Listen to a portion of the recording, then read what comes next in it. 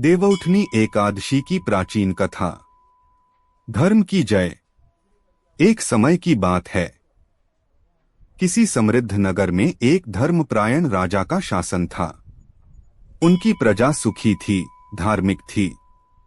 एकादशी के दिन न अन्न बिकता, न खाया जाता। सब फलाहार करते, श्रीहरि की भक्ति में लीन रहते।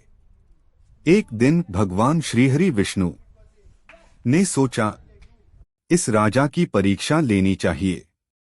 वे अद्भुत सुंदर स्त्री का रूप धारण कर नगर की मुख्य सड़क पर एकाकी बैठ गए। उनकी आंखों में करुणा, चेहरे पर तेज, देखने वाला मोहित हो जाए। राजा घोड़े पर सवार वहां से गुजरे। स्त्री को देखते ही उनका मन डोल गया। उन्होंने उतरकर पूछा, हे सुंदरी, तुम कौन हो? इस निर्जन मार्ग पर अकेली क्यों बैठी हो?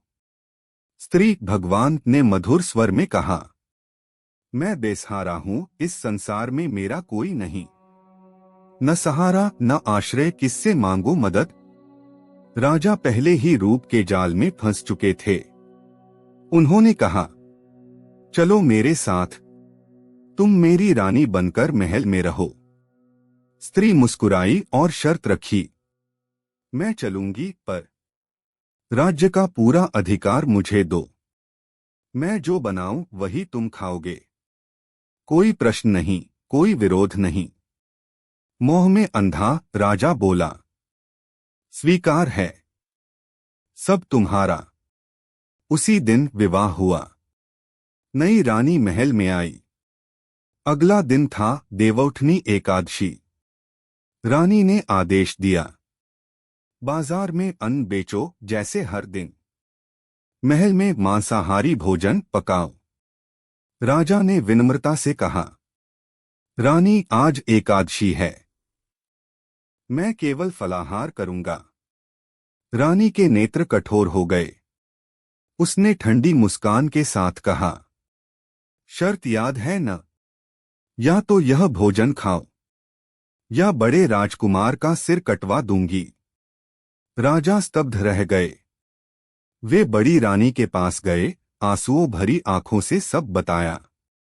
बड़ी रानी ने गहरी सांस ली और कहा, महाराज, धर्म मत छोड़िए। बेटा खोया तो फिर मिल जाएगा, पर धर्म गया तो सब गया। वह रो पड़ी। तभी बड़ा राजकुमार वहां आया। मां को रोता देख पूछा, मां क्या हुआ? सारी बात सुनकर राजकुमार शांत स्वर में बोला, पिताजी, मेरा सिर ले लो। धर्म की रक्षा होनी चाहिए। मैं बलिदान देने को तैयार हूं। राजा का हृदय फट गया, पर धर्म की डोर ने उन्हें थाम लिया। वे तैयार हो गए। ठीक उसी क्षण वह सुंदर स्त्री दिव्य ज्योति में प्रकट हुई। भगवान श्रीहरि विष्णु स्वयं। उनका मधुर स्वर गूंजा, हे राजन, हे राजकुमार, हे रानी, तुम सब परीक्षा में उत्तीर्ण हुए। मोह, भय, लालच तीनों को जीत लिया तुमने। राजा हाथ जोड़कर बोले, प्रभु, आपके पास हमारा सब कुछ है। बस आशीर्वाद बनाए रखो और उद्धार करो। आकाश से विमान उतरा। राजा ने राज्य पुत्र को सौंपा और केविष्णु लोक को प्रस्थान किया। शाश्वत संदेश, मोह में अटक मत जाना। धर्म की डोर थामे रहना। बलिदान से बड़ा कोई यज्ञ नहीं। भक्ति से बड़ी कोई शक्ति नहीं।